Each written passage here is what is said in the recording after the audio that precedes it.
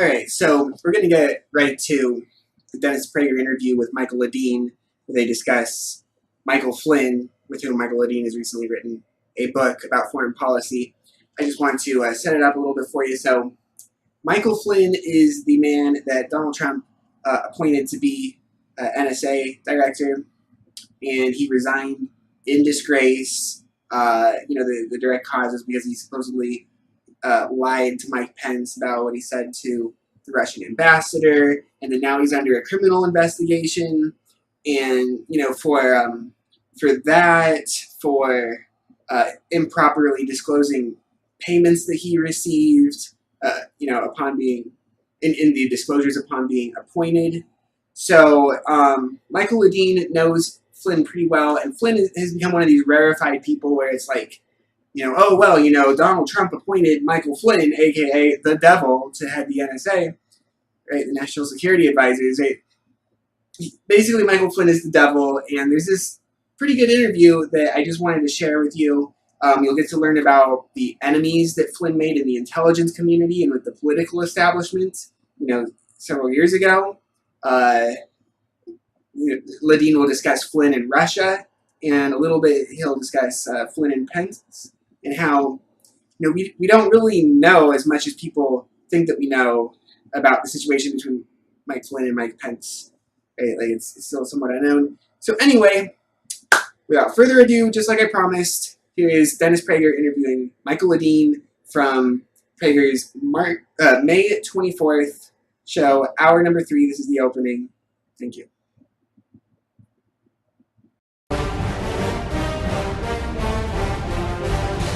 Hi, everybody. Welcome back to the Dennis Prager Show.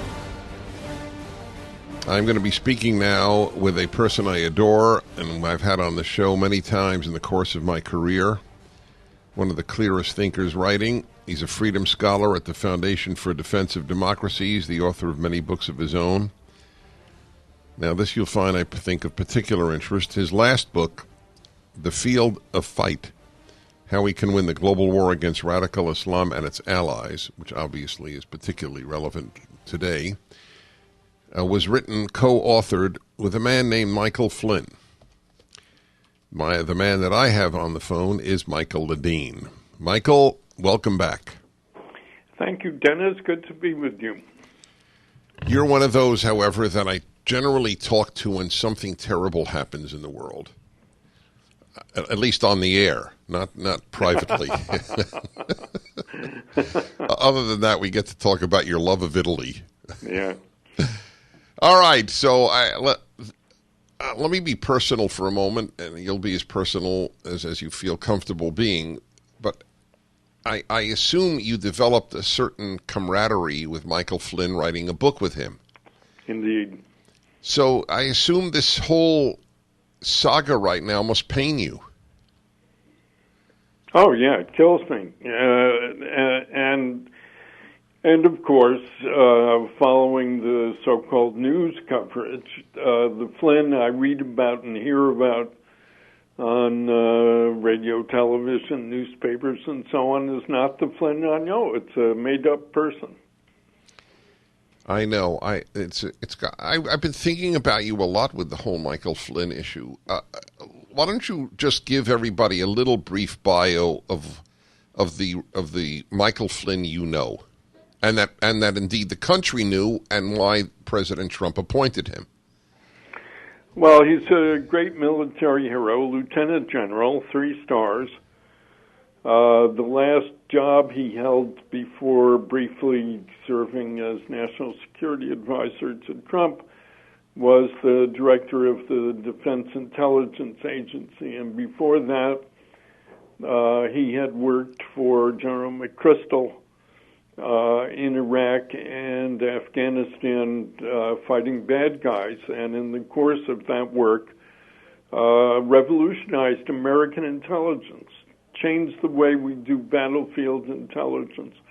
And the defeat of al-Qaeda in Iraq and the successes that we had against Taliban in Afghanistan are due in no small part to the revolution that he brought about in intel, and it's easy to summarize.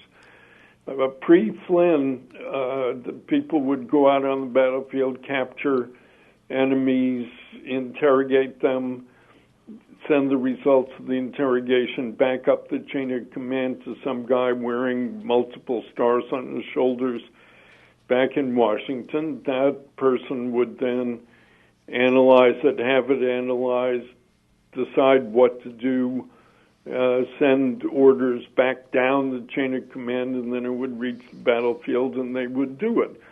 And that process was at best days and usually weeks. And that wasn't good enough in this kind of war. It had to be speeded up. So Flynn basically eliminated the top level in that process and had our interrogators on the battlefield communicate directly by computer with analysts and with people who could give orders. And that would be turned around in a matter of hours. And we wiped out Al-Qaeda in Iraq because we were so fast and we could get to new targets so quickly that they hadn't a chance to escape or to figure out what lies to tell to us.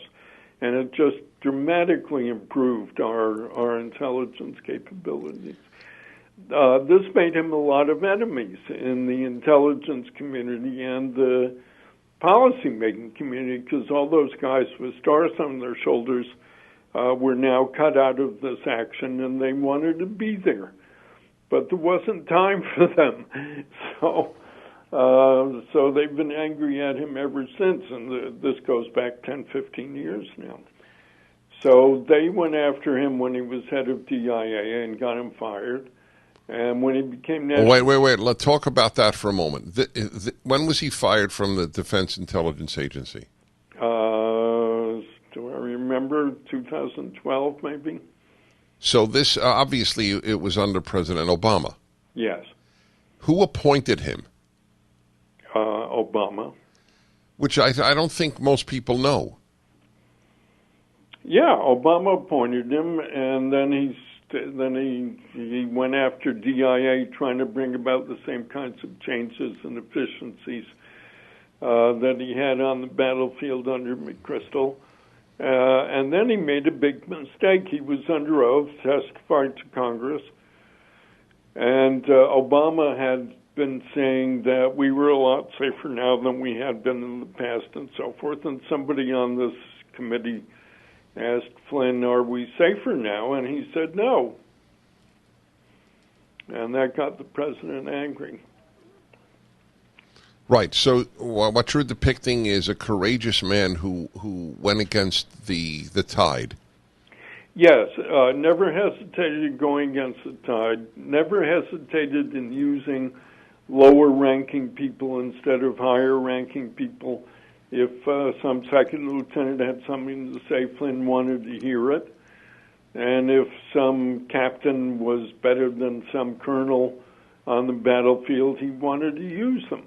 How did Donald Trump come to, or how did he come to Donald Trump's attention?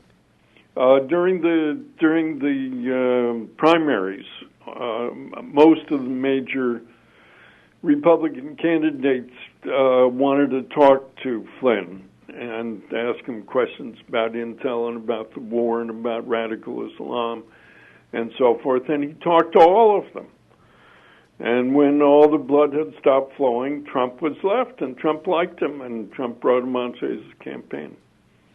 He is in trouble now for not revealing or not telling the truth to Mike Pence, the vice president, and because he didn't report hundreds of $1,000s earned from the Turkish government. Is that fair to say?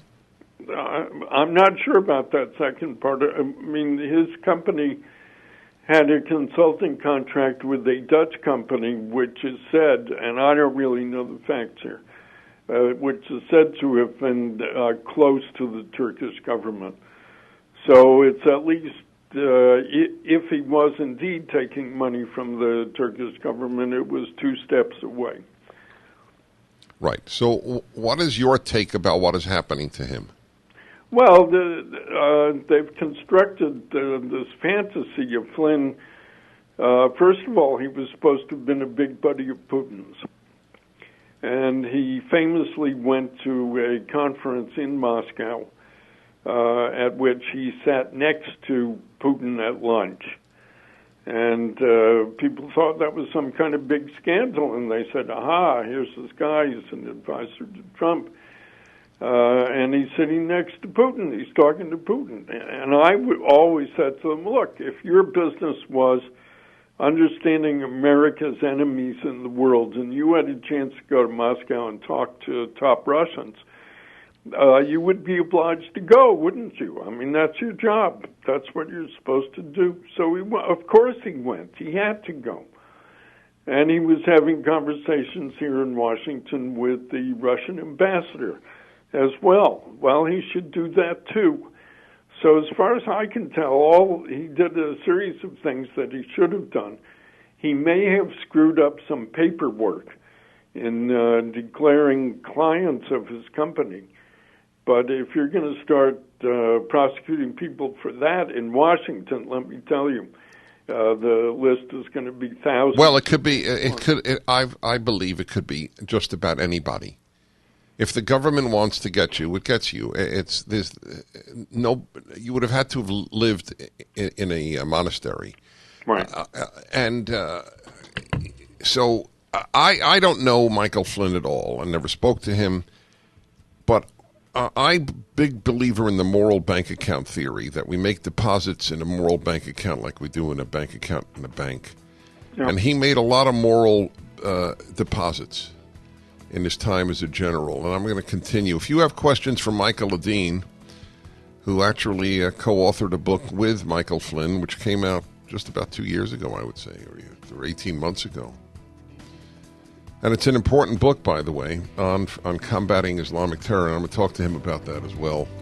1-8-Prager-776. You are listening to The Dennis Prager Show. I am speaking with Michael Ledeen, and not Levine, Ledeen with a D. A longtime colleague, friend, and interviewee on this program. His books are terrific. And wouldn't you know it, but he co-authored his last book with Michael Flynn. And as I knew he would say, I'm sure that this is eating him up, that is, Michael Ledeen is being eaten up, because he knows the man as a man and how much he has done for this country. And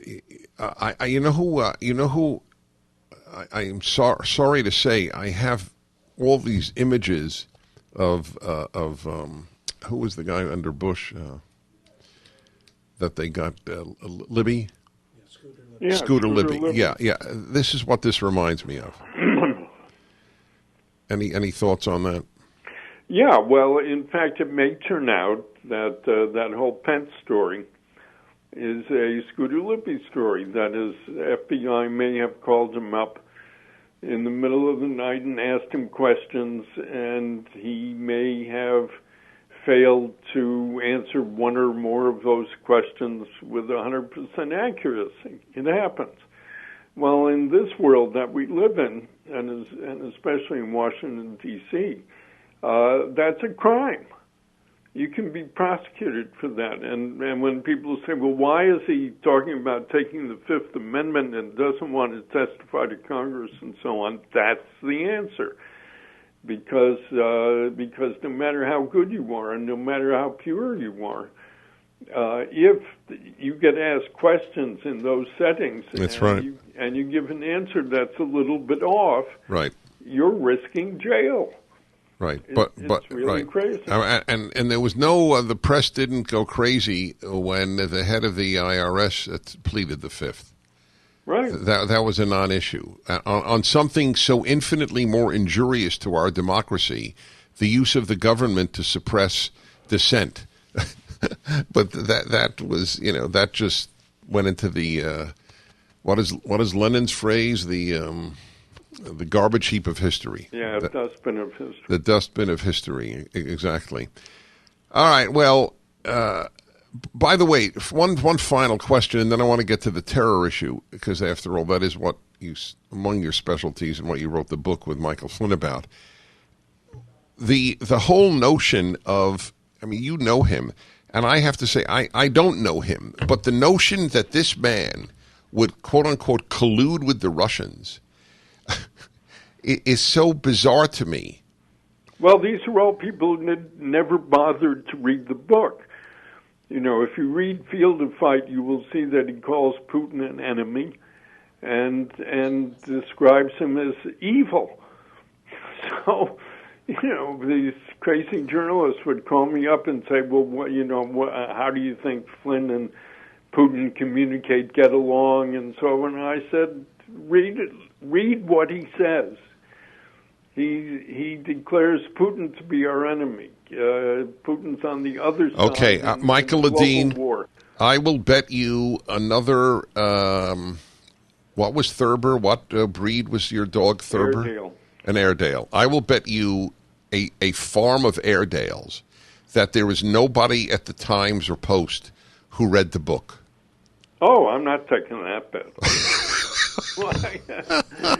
You know, that's work. Why should they work? Yes, exactly. When they have some guy on the other end of the telephone who tells them what to say. Yeah, exactly right.